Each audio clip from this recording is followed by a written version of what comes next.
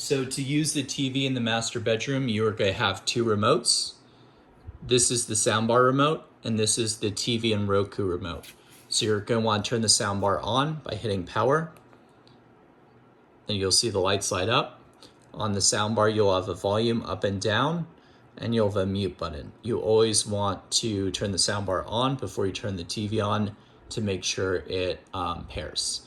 You don't need to use these buttons, just use these buttons. So once the soundbar's on, which you'll see the white light, you just hit the power, and that turns the TV on.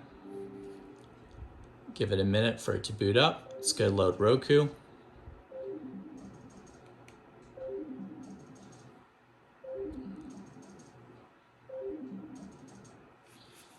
And then once it powers up, you can control the audio by clicking up and down, and you'll see it adjust on the soundbar with the little white light. And then you can refer to our Roku video on how to use the Roku.